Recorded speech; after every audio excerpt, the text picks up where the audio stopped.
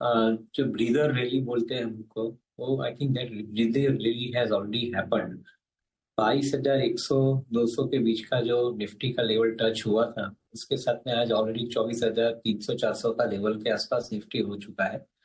May be another 200-300 point I think still left, I think for that upside to complete.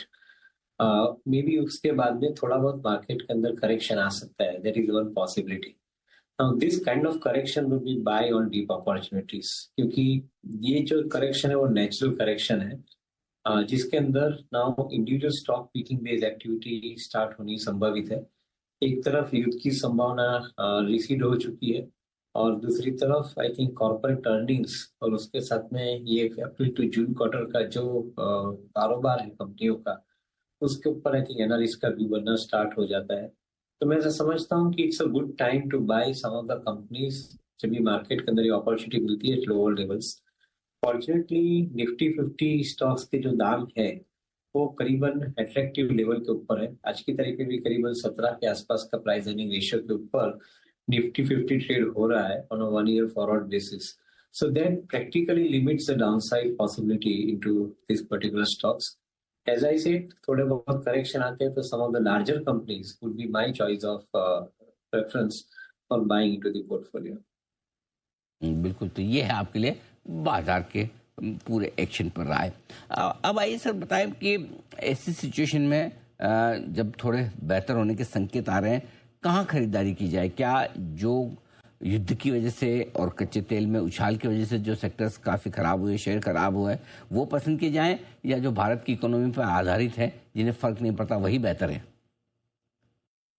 I think commodity segment के अंदर अभी भी थोड़ा बहुत मेरे ख्याल से एक पेन हो सकता है, बिकॉज जहाँ पे हाई कॉस्ट इन्वेंट्री और उसका resultant mark to market impact का जो प्रभाव है वो कॉर्पोरेट के अर्निंग्स के अंदर ये क्वार्टर में देख सकता है। तो maybe some of the derivative users of crude oil, जो स्पेशलिटी केमिकल इंडस्ट्री है, फार्मा कंपनी है, उनके इनपुट कॉस्ट के अंदर शायद आपको ये क्वार्टर आई थिंक थोड़ा नेगेटिव मिले, because I think those cost are going to be seriously telling onto the working of these companies.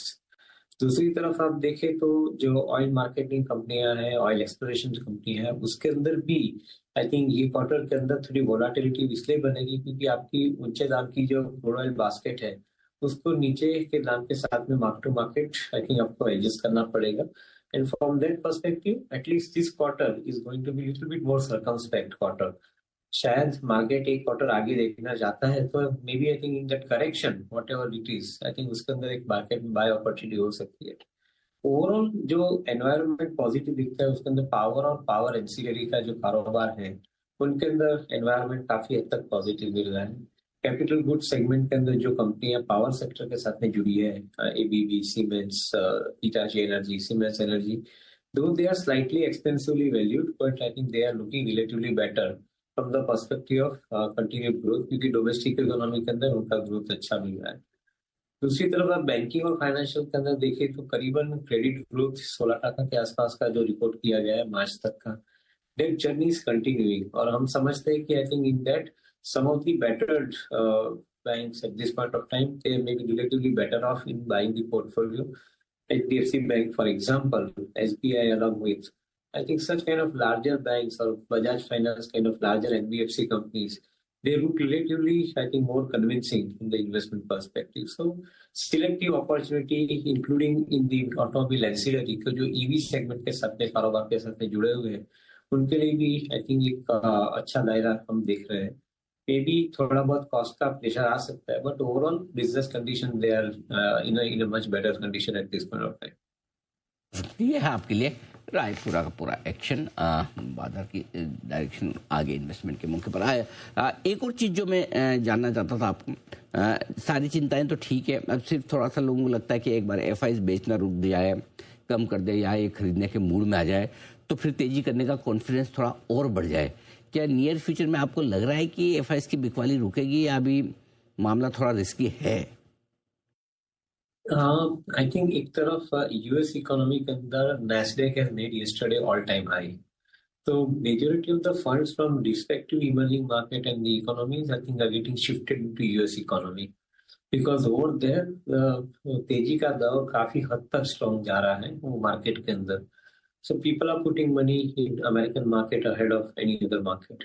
Nothing wrong with India market or its valuation. मैं नहीं मानता हूँ कि उसके अंदर वो कारण है. कारण ये है कि उनको वहाँ पे better funding मिल रहा है. That is why they are going into those markets.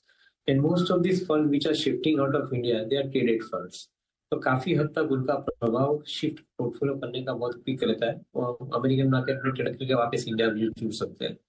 हाँ, एक चीज जरूर है कि आपका जो रुपी का जो वैल्यू है वो रुपी का वैल्यू यहाँ से एक क्लैरिटी मिल जाती है कि I think it will gradually become little strengthen. तो मेरे ख्याल से आई थिंक एफआई मनी जोर से आने शुरू हो सकते हैं. That will give the stability to the market.